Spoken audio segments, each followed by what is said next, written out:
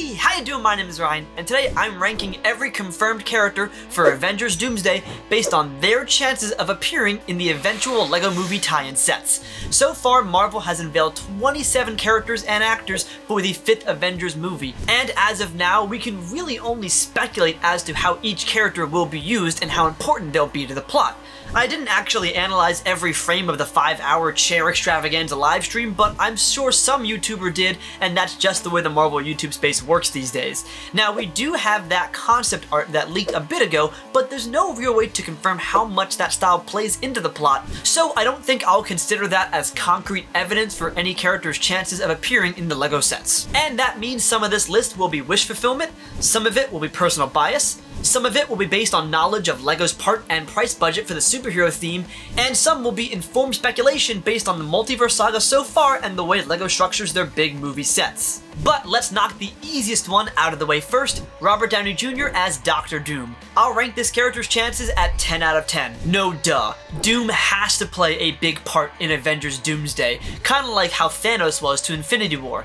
And just like Thanos, I think Doom will only appear in one set in the wave, and it will obviously be the most expensive one, forcing anyone who wants the first LEGO Dr. Doom since 2013 to spend over $140. Regardless, Doom has to appear in this wave, right? I mean, his name is in the title of the movie. As for the kind of figure we'll get, I imagine we'll see a brand new face print, a brand new torso print, and hopefully a brand new leg print for our Dr. Doom. And while that's great for the title villain, this design will eat up some of the budget for other figures to get new prints or molds. Now, LEGO could just cheap out and reuse a Tony Stark head, but I imagine having an unmasked Doom for our first MCU Doom minifigure would be quite a letdown to fans. So either way, 10 out of 10 for this figure. He has to appear in the wave of sets, but his inclusion and his new prints will certainly damage other figures' chances of getting new variations. Take Thor, for example, Chris Hemsworth. I'll rank this figure a 9 out of 10 as he was the first name to appear in the livestream, and Thor is the last big name legacy Marvel hero left in the gang.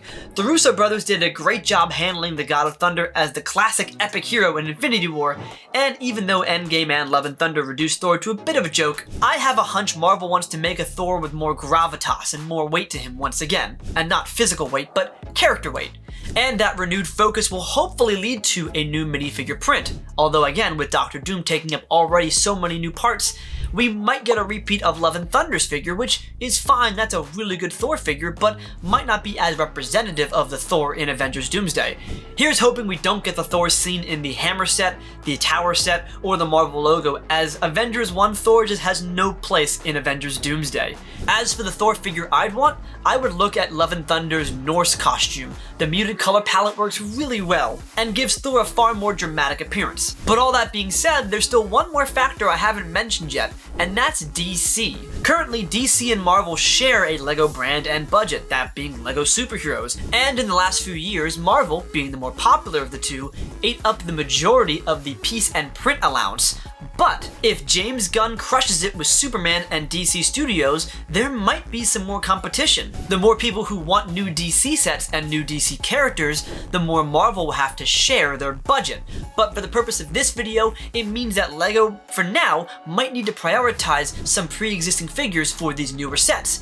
Take the Fantastic Four, for example. I gave these characters a 9 out of 10 in terms of their chances of appearing in the wave of Doomsday sets. The Fantastic Four will no doubt play a huge part in the movie, as Dr. Doom is one of their main villains. I have faith we'll see Sue, Reed, Johnny, and Ben go toe-to-toe with Victor, both on film and in LEGO form. But there's a catch. Because of the budget we talked about, I imagine we'll see LEGO reuse the Fantastic Four figures from this year's First Step set. That could mean those figures will be really good to justify a reuse, especially if the Doomsday sets are released in 2026 and not affected by 2025's budget. And honestly, if this year's figures are that good, I would rather LEGO spend the budget on creating new versions of older characters we haven't seen in a while, rather than remake the Fantastic Four just 1 year later. But what about our next character? Sam Wilson, Captain America, played by Anthony Mackie.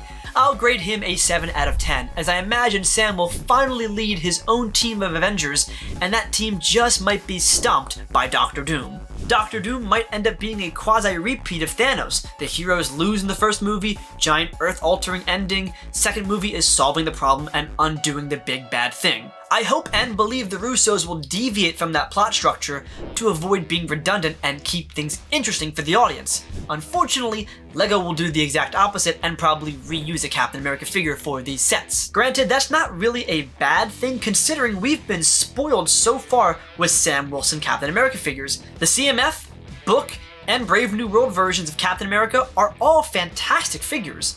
So I kind of think LEGO has oddly earned the right to reuse one of these figures in the eventual Doomsday sets.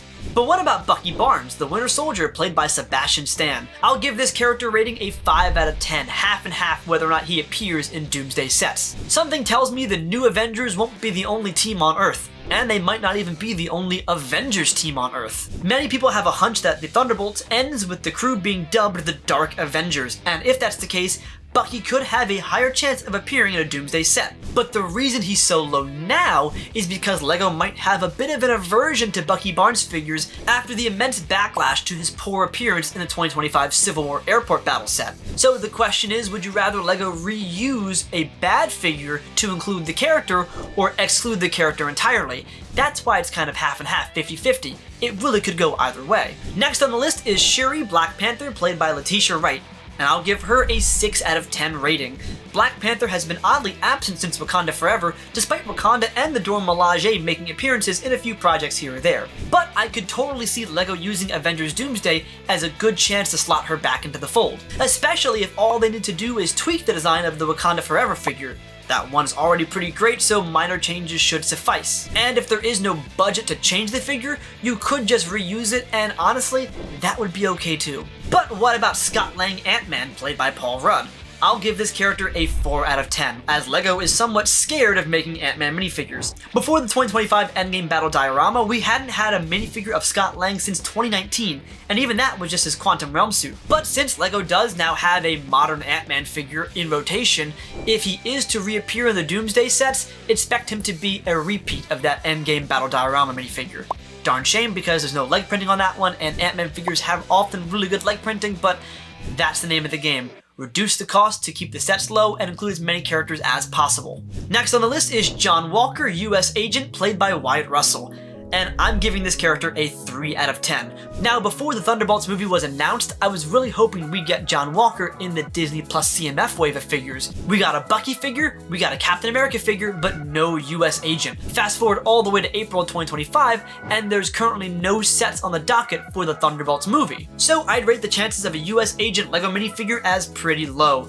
Unless the Thunderbolts play a critical role in Doomsday, I don't think LEGO will allocate part of the budget towards those characters. I hope I'm wrong, because I want some of these characters as minifigures, and the newer costumes for the Thunderbolts would translate really well into minifigure form, but I'm also ready for disappointment. But what about Namor, played by actor Tana Huerta? I'll give this character a 5 out of 10. It could go either way. Namor is probably going to pair up with the Wakandan characters in terms of which teams exist on Earth, so his inclusion in the Doomsday sets is kinda dependent on how much of a pivotal role Wakanda plays to the plot of Avengers Doomsday. And if we are getting Wakandan figures in the Doomsday wave, I'd expect Namor for one reason.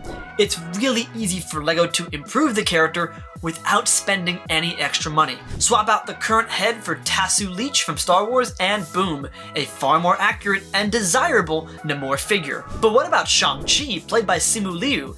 I'll give this character an 8 out of 10. The mysticism of the 10 rings I think will be a key weapon for the Avengers, and mysticism and magic are key character elements for Doctor Doom himself. Shang-Chi very well may end up being a critical character, fresh off his post-credits scene, introducing him to the larger MCU tapestry. And while his inclusion in the LEGO sets has a higher chance than most, I do wonder how much LEGO is going to tweak the Shang-Chi minifigure. The current Shang-Chi figure is fine. The torso is quite fantastic, but the blank legs are a bit of a letdown. But if LEGO is to change any element of this figure, I do hope it's the face. If Shang-Chi is to step up his game against Doom, LEGO should step up their design game in making a more recognizable and personal face for Shang-Chi. Next on the list is Yelena Belova, played by Florence Pugh. M'Baku. I'll give this character a 7 out of 10, as Yelena might be one of the few Thunderbolts to appear in the Doomsday sets, and that's mostly due in part to the popularity of Yelena to general audiences. From Black Widow to Hawkeye to Thunderbolts, people love this character, and to see her constantly up against larger and larger threats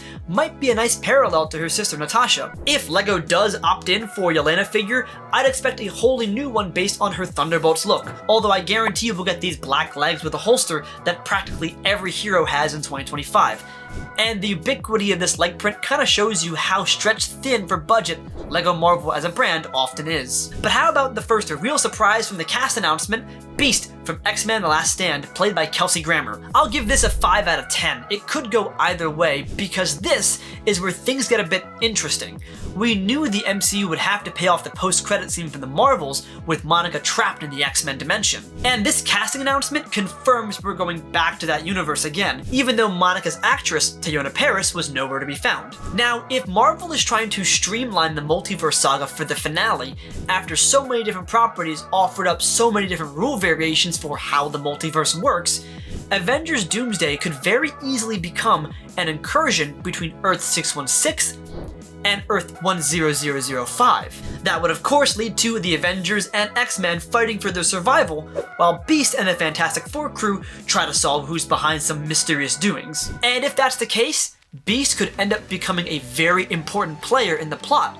He just wouldn't be in the marquee fight. And as for LEGO minifigures, it could go either way. LEGO has shown the ability to include multiple variants of a single hero in one set, like the Spider-Man in the Liberty Battle. But there could be an extra complication in that the X-Men characters were originally owned by Fox, not Disney. Now, granted, Disney now owns Fox, so it's all one company for negotiations, but it would be the first time we get Fox X-Men characters in LEGO sets. The X-Men from the past were all either comic-based or Disney Plus based. Case in point, look at the Beast figure from the CMF series. LEGO could just opt for a lab coat on him instead of making a brand new figure. That's probably the best guess from a budget perspective, but how crazy is it that we might get Fox X-Men characters in LEGO sets? For fans of the early 2000s wave of Spider-Man sets, that's really exciting to get these legacy heroes finally appearing in LEGO form. But next up on the list, it's Bob Reynolds / Sentry, played by actor Louis Pullman. I'll give this character a 6 out of 10, as without knowing how Thunderbolts plays out, it's really tough to guess how important Sentry will be to either that movie or Doomsday in general. Does this casting indicate he survives and is turned to good? Is this a bait and switch where we end up with another universe's Sentry? With the now elevated importance of Thunderbolts as a movie and the Sentry character, plus the fact we haven't seen this costume outside of the Funko Pop leaks, I'll give this character a little bit higher than a 50-50 shot of appearing in Avengers Doomsday sets. But what about Joaquin Torres, our new Falcon, played by Danny Ramirez? I'm giving him a 9 out of 10, as I'm oddly confident we'll see this character in a set. And most of that is based on his rather detailed first and currently only figure. LEGO could, and I think will, slot the Falcon into one of the Doomsday sets and mark up the value of that set by a little bit because you get a really slick looking figure included with it, even though it won't raise the budget for LEGO really at all because the figure already exists. It's greedy, kind of manipulative, it's for a character that's likable but not insanely popular, and yet it's something LEGO would totally do. But how about the Red Guardian, played by actor David Harbour? I'll give this character only a 3 out of 10. As fun and popular as the Red Guardian is, I do not think LEGO has the intention of placing him into a Doomsday set. For one, his first figure outing was in what was supposed to be a Comic-Con exclusive set, and it would be weird if LEGO was to redesign the Red Guardian for a cheaper retail build. Sure, LEGO did just that with the Andrew Garfield Spider-Man figure. The Comic-Con one was redesigned for the Liberty No Way Home battle, but there was 8 years, almost a decade in between those two minifigures. For the Red Guardian though, wait, hold on, it's been 6 years since this minifigure? It's been that long? Okay, I might raise his rating up just a little bit based on that fact, even though I still wholly expect him to die in Thunderbolts, a heroic sacrifice death. But what about M'Baku, played by actor Winston Duke? I'll give this character a 7 out of 10, as M'Baku kind of has a LEGO deficit, given how popular and likable he is among fans of Black Panther, and we've only gotten one figure of him. And while his first and only figure is fine, I think LEGO will come out swinging with a revised version come 2026. LEGO loves making Marvel fans wait long times for good versions of their favorite heroes and villains, like Whiplash, Hawkeye, and even Thanos wasn't that great in my opinion until 2021, 2 years after Endgame. The M'Baku figure is close, but we are primed for a brand new and better version of the character. Next up on the list is Ava Starr, the Ghost, played by actress Hannah John Kamen. This will be another 5 out of 10, 50-50 shot, as she is a character whose fate and importance relies really on how well received she is in May. I didn't even consider the fact that the Russo brothers could very easily rewrite and reshoot scenes to balance dialogue if any character from Thunderbolts increases or decreases in popularity. Then again, LEGO rarely passes up on the opportunity to use this one-piece smooth Iron Man helmet, and Ghost would have a great utility with it. Either way, I'll stick with 50-50. But what about Loki, played again by actor Tom Hiddleston? I'm giving him a 9 out of 10 and practically willing this figure into existence. I want him that badly. Loki at the end of season 2 is such a fascinating design with a really unique setting. And from a plot perspective, if Doom is trying to rule the multiverse, he does kind of have to go through Loki first. So important pivotal movie role, but also some of the design work is already done thanks to Fortnite. And with several off-brand companies and custom creators making their own Lokis for years, it would be very cathartic for LEGO to finally arrive with their own official version of the God of Stories. And speaking of catharsis, how about Gambit from Deadpool and Wolverine, played again by Channing Tatum? 5 out of 10, another 50-50, and I'm really torn here. LEGO showed their love of Gambit with the incredible X-Mansion set figure, but that was more based on the X-Men 97 cartoon design. Now they could just take that figure and tweak the color a little bit to make it look closer to the movie version, but I think LEGO is trying to balance, would that juice be worth the squeeze? Would it be worth using one of LEGO Marvel's new prints on a slightly revised Gambit torso as opposed to an entirely new figure?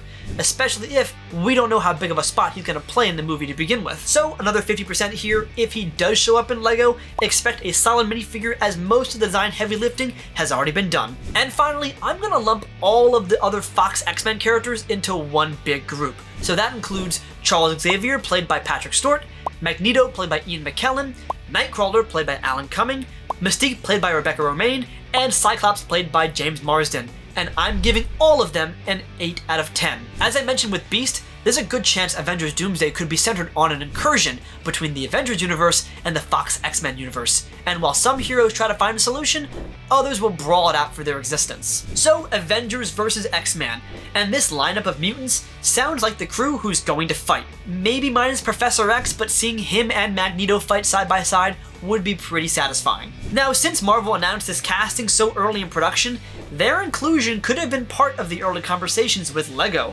making this situation kind of the opposite of the No Way Home sets, where LEGO either didn't have the information about Andrew and Toby or couldn't reveal it so early on. But for the Fox X-Men, the timing is correct, the characters are popular, and the precedent for legacy characters is set. And if my incursion theory is correct, the Avengers need someone to fight, so there's a chance, and I say a pretty high chance, we see Marvel movie Fox X-Men minifigures in the first wave of Avengers Doomsday sets. So those are the characters I believe will appear in the first wave of Avengers Doomsday sets. Now there is rumors we might see more announcements of cast in the future, and if that's the case, perhaps I'll make a sequel to include their chances as well.